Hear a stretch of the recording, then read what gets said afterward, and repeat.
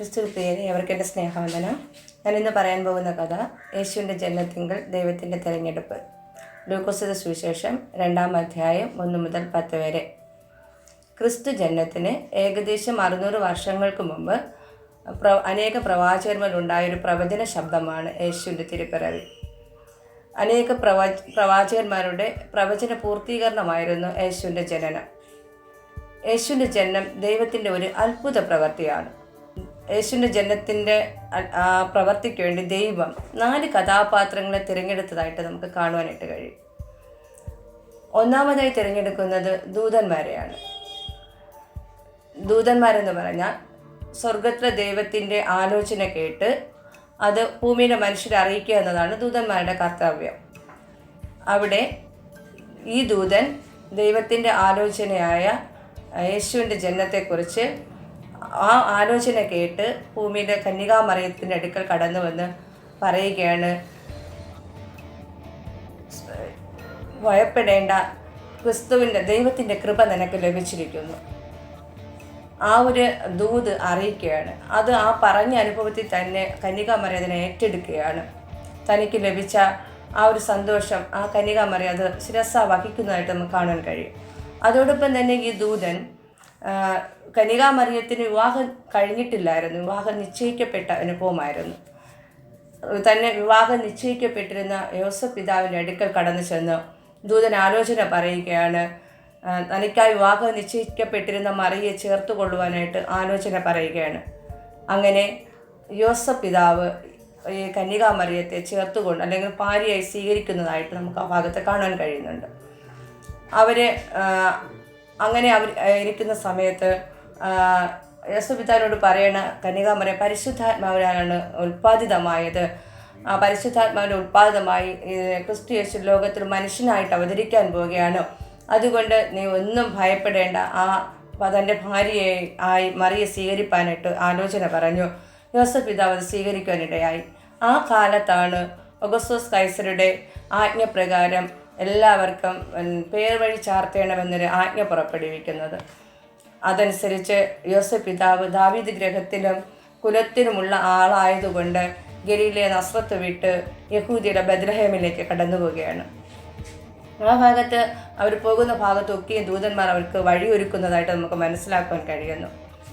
അവിടെ പേർ വഴി ചാർത്തുവാനായി കടന്നു പോയപ്പോൾ മറിയയ്ക്ക് പ്രസവത്തിൻ്റെ സമയമായതുകൊണ്ട് അവിടെ യേശുവിന് പ്രസവിക്കാനിടയായി. പക്ഷേ അവിടെ കിടത്തുവാനായിട്ട് അല്ലെങ്കിൽ അവർക്ക് അങ്ങനെ വഴിയമ്പലത്ത് സ്ഥലമൊന്നും കിട്ടാത്തത് കൊണ്ട് അവർ ശീലകൾ ചുറ്റി യേശു ക്രിസ്തുവിനെ പശുത്തൊട്ടിൽ കിടത്തുന്നതായിട്ട് നമുക്ക് മനസ്സിലാക്കുവാനായിട്ട് കഴിയുന്നുണ്ട്.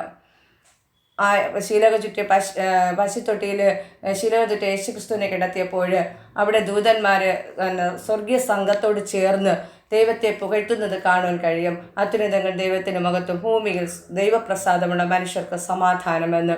അങ്ങനെ ആ ദൂതന്മാർക്ക് 3 ദൗത്യങ്ങൾ ദൈവം കൊടുത്തിരുന്നു. ഒന്നാമതായിട്ട് ദൈവത്തിൻ്റെ ആലോചന അറിയിക്കാനായിട്ടും, പിന്നത്തേതിൽ അവർക്കായിട്ടുള്ള വഴി ഒരുക്കുവാനായിട്ടും, പിന്നത്തേതിൽ ആ യേശു ക്രിസ്തുവിന് സ്തുതി പാടുവാനുമായിട്ടും ദൂതന്മാരെ നിയോഗിച്ചിരുന്നതായിട്ട് നമുക്ക് കാണാൻ കഴിയുന്നു. രണ്ടാമതായിട്ട് ദൈവം തിരഞ്ഞെടുത്ത കഥാപാത്രമാണ് കന്യകാമറിയം. കന്യകാമറിയത്തിന് അനേകം മറിയമാർ ആ ദേശത്തുണ്ടായിരുന്നു. ഒത്തിരി സഹോദരിമാർ ആ ദേശത്തുണ്ടായിരുന്നു. പക്ഷേ അവിടെ കന്യകാമറിയത്തിനാണ് ദൈവത്തിൻ്റെ കൃപ ലഭിച്ചവൾ. അവിടെ ആ ഭാഗത്ത് പറയുന്നുണ്ട്, കൃപ ലഭിച്ചവളെ നിനക്ക് വന്ദനം എന്ന് പറയുന്നൊരനുഭവം കടന്നു വരികയാണ്. ആ കൃപ ലഭിച്ചവളെ നിനക്ക് വന്ദനം എന്ന് പറയുമ്പോൾ തന്നെ ആ കന്യകാമറിയം അതിനെ ഒരു സമർപ്പണത്തോടെ ഏറ്റെടുക്കണം. ഇതാ ഞാൻ കർത്താവിൻ്റെ ദാസി, നിൻ്റെ വാക്കുപോലെ എന്നിൽ ഭവിക്കട്ടെ എന്ന് പറഞ്ഞ് ആ അമ്മ അതിനെ ഏറ്റെടുക്കുന്നത് കാണുവാൻ കഴിയും. നമുക്കിടമേ ആ കന്യകാമറിയയ്ക്ക് ചില പ്രത്യേകതകളുണ്ടായിരുന്നു. അവരുടെ പ്രത്യേകതയാണ്, ഒന്നാമതൊരു സമർപ്പിക്കുവാൻ തയ്യാറായിട്ടുള്ളൊരു മനസ്സിനുടമയായിരുന്നു. രണ്ടാമതായിട്ട് അവർക്കൊരു അനുസരണം അവരുടെ ജീവിതത്തിലുണ്ടായിരുന്നു. ആ കർത്താവ് പറഞ്ഞതോ അല്ലെങ്കിൽ ദൈവത്തിൻ്റെ അരുളപ്പാട് അതേപോലെ ശിരസ്സ വഹിക്കുവാനായിട്ട്, ഇതാ ഞാൻ കർത്താവിൻ്റെ ദാസി, നിൻ്റെ വാക്കുപോലെ എന്നിൽ ഭവിക്കട്ടെ എന്ന് ആ ഒരു അനുഭവം അത് അനുസരിക്കുവാനായിട്ട്, തൻ്റെ നിക്ഷിപ്തമായിരിക്കുന്ന അനുഭവങ്ങളെ അത് ശിരസ്സ വഹിക്കുവാനായിട്ട് ആ പരിശുദ്ധാമ്മ തയ്യാറാകുന്നതായിട്ട് കാണാൻ കഴിയും. മൂന്നാമതായിട്ട് അവർക്കുണ്ടായിരുന്ന ഭക്തിയുള്ള ഒരു സ്ത്രീയായിരുന്നു മറിയ എന്ന് പറയുന്നത്. ഭക്തി എന്ന് പറഞ്ഞാൽ അതിൽ ക്ഷമ അടങ്ങിയിട്ടുണ്ട്, സഹനം അടങ്ങിയിട്ടുണ്ട്, സ്നേഹം അടങ്ങിയിട്ടുണ്ട്, ത്യാഗം അടങ്ങിയിട്ടുണ്ട്. ഇത് നാലും ഒത്തിണങ്ങുന്നതാണ് ഭക്തി എന്ന് പറയുന്നത്. ഇത്രയും കാര്യങ്ങൾ ആയിരുന്ന ഒരു സഹോദരിയായിരുന്നു മറിയ. അതുകൊണ്ടാണ് ദൈവത്തിൻ്റെ പ്രവർത്തിക്കായിട്ട് ദൈവം മറിയെ തിരഞ്ഞെടുക്കുവാൻ ഇടയായി തീർന്നത്. ആ ദൈവത്തിൻ്റെ കൃപ മറിയമേൽ കടന്നു വരുവാനായിട്ട് ഇടയായി തീർന്നത്. മൂന്നാമതായിട്ട് ദൈവം തിരഞ്ഞെടുത്ത കഥാപാത്രമായിരുന്നു നക്ഷത്രങ്ങൾ. അവിടെ തിരുവചനം നമ്മളെ പഠിപ്പിക്കുകയാണ്, നക്ഷത്രം കണ്ടതുകൊണ്ട് അവർ അത്യന്തം സന്തോഷിച്ചുവെന്നു. ഒരു സന്തോഷത്തിൻ്റെ ഒരു അനുഭവം ആ നക്ഷത്രം പ്രകടമാക്കുകയാണ്. നമുക്ക് മാനവരാശിക്ക് സന്തോഷത്തെ അറിയിക്കുവാനായിട്ട് അതൊരു അടയാളമായിട്ട് ആ നക്ഷത്രത്തെ ദൈവം തിരഞ്ഞെടുക്കുന്നത് നമുക്ക് കാണാൻ കഴിയും.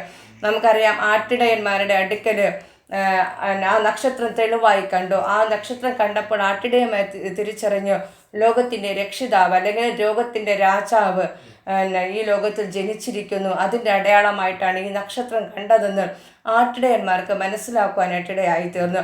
അവർ ആ ശിശുവിനെ അന്വേഷിച്ച് കൊട്ടാരങ്ങളൊക്കെയും കയറിയിറങ്ങി അന്വേഷിക്കുന്ന അനുഭവം കടന്നു വന്നു. പക്ഷേ അവർക്ക് ആ ഭാഗത്തൊന്നും ആ ലോകത്തിൻ്റെ രക്ഷിതാവിനെ കാണുവാൻ കഴിഞ്ഞില്ല. പിന്നത്തേതിൽ ആ നക്ഷത്രമാണ് അവർക്ക് അടയാളമായി തീർന്നത്. നക്ഷത്രം പോയ പാതയിൽ കൂടെ ഈ ദൂതന്മാർ സഞ്ചരിപ്പാനായിട്ടിടയായി തീർന്നു. യേശു ഉള്ള ഇടമെത്തിയപ്പോൾ ആ നക്ഷത്രം അവിടെ നിൽക്കുവാനായിട്ട് ഇടയായി തീർന്നു. അപ്പോഴവർക്ക് മനസ്സിലായി ലോകത്തിൻ്റെ രക്ഷിതാവ് ജനിച്ചിരിക്കുന്നത് ഒരു പശുത്തൊട്ടിയിലാണ്.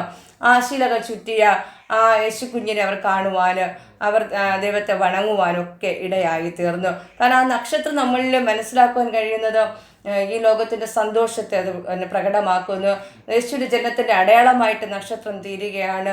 മറ്റുള്ളവർക്ക് പ്രകാശമുള്ള അല്ലെങ്കിൽ മറ്റുള്ളവർക്ക് വഴി തെളിയിക്കുന്ന ഒരനുഭവമായിട്ട് ഈ നക്ഷത്രം മാറ്റപ്പെടുന്നതായിട്ട് നമുക്ക് മനസ്സിലാക്കാൻ കഴിയുന്നുണ്ട്.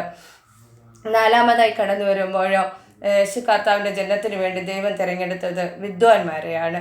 വിദ്വാൻമാർക്ക് അവർക്കും ഉത്തരവാദിത്വങ്ങളുണ്ടായിരുന്നു. യേശുവിനെ കണ്ടു വണങ്ങുക എന്നത് അവരുടെ ഉത്തരവാദിത്വമായിരുന്നു. അതുപോലെ തന്നെ അവർക്ക് യേശുവിൻ്റെ ജനനത്തിൽ യേശുവിന് വേണ്ടി കാഴ്ചകൾ അർപ്പിക്കുവാനായിട്ട് പൊന്ന്, മൂര്, കുന്തിരിക്ക എന്നിവ കൊണ്ട് ആ രാജാതിരാജാവിനെ കാഴ്ച അർപ്പിക്കുവാനായിട്ട് വിദ്വാൻമാരെ തിരഞ്ഞെടുത്തതായിട്ട് നമുക്ക് കാണുവാനായിട്ട് കഴിയുന്നുണ്ടോ.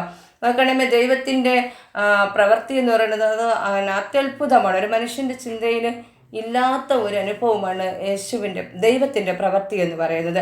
യേശുവിൻ്റെ ജനനത്തിങ്കിലും അങ്ങനെ തന്നെയാണ്. ലോകത്തിൻ്റെ മാനവരാശി മുഴുവൻ വീണ്ടെടുക്കുന്നതിന് വേണ്ടിയിട്ടാണ് യേശു കർത്താവ് ലോകത്തിലേക്ക് അവതരിച്ചത്. ആ ലോകത്തിലേക്ക് അവതരിക്കുന്നതിന് ദൈവം പല മുഖാന്തരങ്ങളെയും പല വ്യക്തിജീവിതങ്ങളെയും അല്ലെങ്കിൽ പല കഥാപാത്രങ്ങളെയും ഭാഗത്ത് കൊണ്ടുവരുവാനായിട്ടായിരുന്നു. ഓരോരുത്തർക്കും ഓരോരോ നിയോഗങ്ങൾ കൊടുത്ത് ആ നിയോഗത്തിനൊത്തവണ്ണം ചെയ്യുവാനായിട്ട് ഓരോ മക്കളെയും ദൈവം അവിടെ ഉപയോഗിച്ചതായിട്ട് നമുക്ക് കാണുവാനായിട്ട് കഴിയും. യേശുവിൻ്റെ ജനനത്തിങ്കിൽ നമുക്ക് അനേക സന്തോഷം നൽകുന്ന അല്ലെങ്കിൽ നമ്മൾ അതൊക്കെ നമ്മൾ കൊണ്ടാടുന്ന ഒരു അനുഭവമാണ്. കാരണം അത്രയും വർഷക്കാലം കഷ്ടതയുടെ നടുവിൽ നടന്നൊരു ജനം യേശുവിൻ്റെ ജനനത്തിന് വേണ്ടി കാത്തിരുന്ന ഒരു അനുഭവങ്ങളാണ് കാണുവാൻ കഴിയുന്നത്.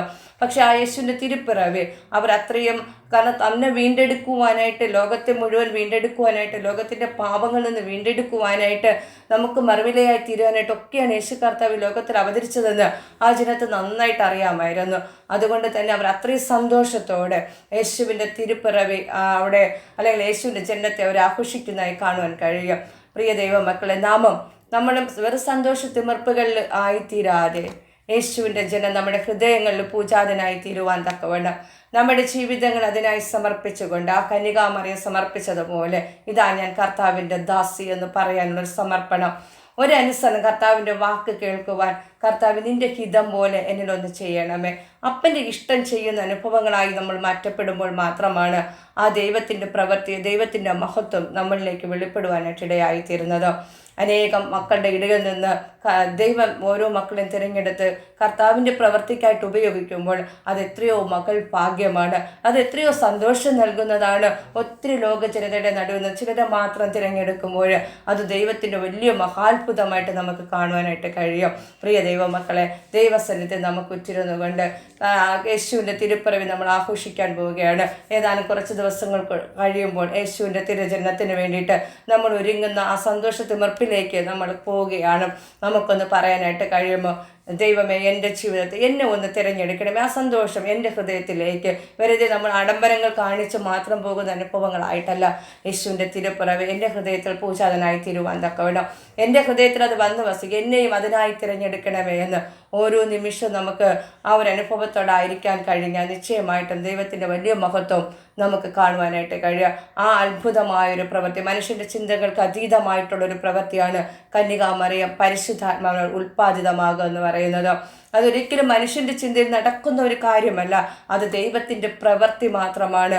അങ്ങനെയുള്ളൊരു പ്രവൃത്തിയെ കൊണ്ടുവരുവാൻ എൻ്റെ ദൈവത്തിന് കഴിഞ്ഞുവെങ്കിൽ പ്രിയ ദൈവമക്കളെ, നമുക്കും ആ ഒരു അനുഭവത്തോടെ യേശുവിൻ്റെ തിരുജനത്തെ നമുക്ക് ആഘോഷിക്കാൻ, അതിൻ്റെ ഓരോ ഭാഗവാക്കളായി തീരുവാൻ ദൈവം നമ്മെ ഓരോരുത്തരെയും സഹായിക്കട്ടെ. ആമേൻ.